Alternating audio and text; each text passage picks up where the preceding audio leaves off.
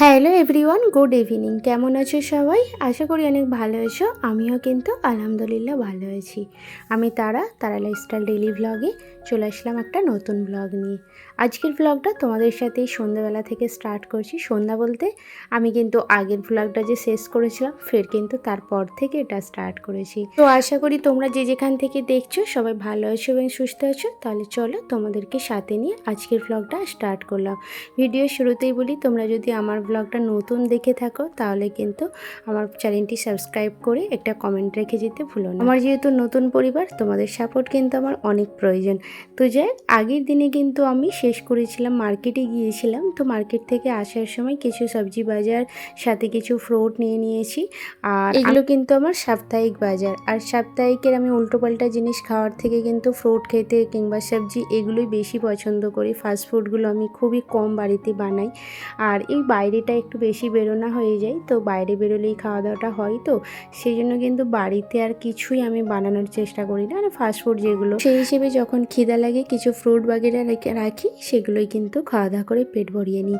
তো যাই, এখানে কিন্তু একদম সাপ্তাহিক বাজারটা করে নিয়েছি। আর বাজারে আজকে নিয়েছিলাম বাঁধাকপি, ভেন্ডি, তারপরে কাঁচকলা, পেঁপে এগুলো নিয়েছি। কাঁচকলা পেঁপেটা না আমার বেশ ভালো লাগে মাছ দিয়ে রান্না করলে।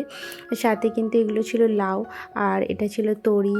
আর সবজির মধ্যে না শাকটা আমি খুবই পছন্দ করি, তো শাকটা আমি প্রায় 3-4 রকমের একসাথে নিয়ে নিয়েছি। কারণ এক সপ্তাহ তো এখন বাজারে যাব না, আর আমি বেশিরভাগ সময় রোজ কিন্তু একটা করে শাক রান্না করি। আর আমার আগের কিছু ফ্রিজে সবজি ছিল, সেগুলো না মানে প্যাকেটে করে সবজি রাখলে না অনেক দিন ভালো থাকে, তো আমি এইভাবেই কিন্তু স্টোর করে রাখি। আর কিছুদিন আগে সবজি এত ফ্রিজে সবজি ভরে গিয়েছিল, সেজন্য বাইরে কিছু রাখতে হয়েছিল, সেগুলো না শুকিয়ে শুকিয়ে যায়। তো ফ্রিজে যদি এইভাবে মানে এতে প্যাকেটে প্যাকেটে রাখা হয় না, তাহলে কিন্তু ম্যাক্সিমাম তো 15 দিন আমার সবজি ভালো থেকেই যায়। আর আমি কিন্তু এই কাঁচা লঙ্কাগুলো ভালো করে পচে ধুয়ে তারপরে কিন্তু বোর্ডগুলো ছাড়িয়ে, আর এইভাবে কিন্তু এতে পেপারে, যেটা ওই টিস্যু পেপারে ভালোভাবে কন্টেনারে রেখে দিলাম। এতে কিন্তু অনেক দিন এগুলো ভালো থাকবে, মোটামুটি একটাও খারাপ থাকবে না। মানে এক সময় না একসাথে সব রেখে দিলে খারাপ হয়ে যায় লঙ্কার বোটাগুলো না ছাড়িয়ে। আর ধনিয়া পাতাটার আমি এগুলো কেটে নিয়েছি, গোড়াগুলো কেটে নিয়ে কিন্তু এটাকে ভালো করে ওই সবজি স্টোর করার এগুলো থালি, তো আমি এগুলো অনলাইন থেকে নিয়েছিলাম।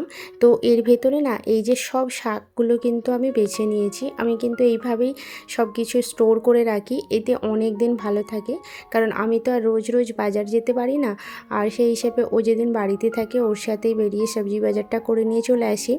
তো সেই হিসেবে এই যে প্যাকেট করে রাখলে না ম্যাক্সিমাম 1 সপ্তাহ 10 দিন ভালো থাকবে। আর এই শাকগুলো তো খারাপই হয় না, তবে এগুলো আমি ডিপ ফ্রিজেও দেবো না, নর্মালি রাখবো। আর এই দেখো একটা চেন কিন্তু এর কেটে গেল এখন। তো এটা ভাবছি কালকে আমি রান্না করে নেবো, সেই জন্য কিন্তু ওটা রেখে দিলাম। আর আমি কিন্তু আজকে নিয়েছিলাম নোটে শাক, পাট শাক, পুঁই শাক, মানে আমার সব পছন্দের শাকগুলো।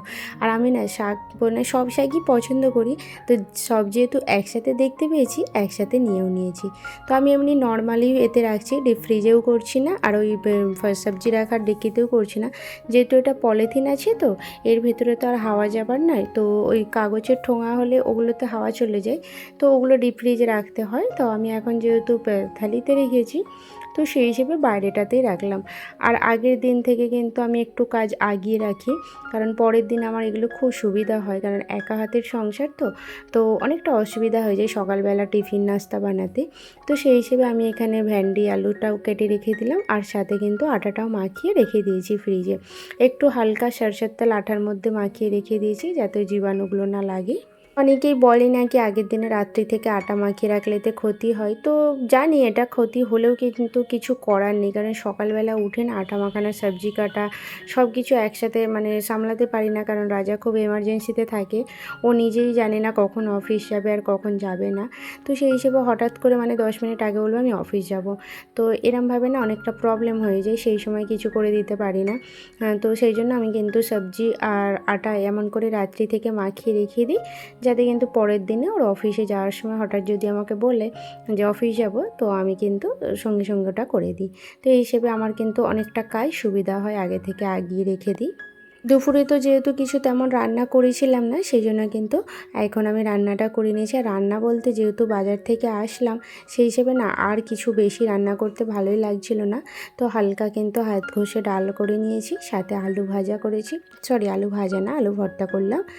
আর ওই এতে গিয়েছিলাম, তো চিকেন ফ্রাই ওর পাপা নিয়েছিল, তো সেখান থেকে ওই চিকেন ফ্রাই দুটো বাবু খেয়েছিল না, তো সেই জন্য কিন্তু আমি পার্সেল নিয়ে চলে আসছিলাম যে ভাতের সাথে ওকে খাইয়ে দেবো। আমি একটা কিন্তু মাছ ফ্রাই করেছিলাম, ওই ঘিয়ে মোরলা না কি বলে ওটা ঠিক নাম জানি না, ওটা কালকে আমাকে দিদি একটু দিয়েছিল, কারণ আমি এই মাছটা পছন্দ, আমি মাছ ছোটো মাছ পছন্দ করি, তো সেই জন্য দিদি দিয়েছিল। তো রাজা তো ওটা খাবে না, আর কেউ অল্প করেই ফ্রাই করেছি আমার জন্য, আর ওই চিকেন ফ্রাই দিয়ে ওরা খেয়েছে। তো বাসন টাসন কিছু ছিল, সেগুলো কিন্তু রাত্রিতেই আমি ধুয়ে সব গ্যাস টাস একদম ক্লিন করে রেখে দিই। আমি কিন্তু সারাদিনে দুবার আমার গ্যাসটা ক্লিন হয়ে যায়, একবার দুপুরবেলা, একবার কিন্তু রাত্রিবেলা। কারণ গ্যাসটা যদি ক্লিন পরিষ্কার না থাকে না, আমার না একদম ভালো লাগে না, কারণ সবসময় আমার কাজটা বেশি কিচেনেই থাকে। তো সেই হিসেবে পরিষ্কার পরিচ্ছন্নতা থাকলে কিন্তু মানে একটা আলাদাই পজিটিভ এনার্জি আসে, কাজ করতেও ভালো লাগে। সকালবেলা উঠলে যেন গ্যাসের কাজটাই পরিষ্কার থাকে, কাজ করতেও কিন্তু এতে আমার সুবিধা হয়, কোনো নোংরা থাকলো না, একদম ফাটাফাট উঠলাম, সব কিছু কাজ ফাটাফাট সেরে নিলাম। তো এটা কিন্তু খুব ভালো লাগে আমার।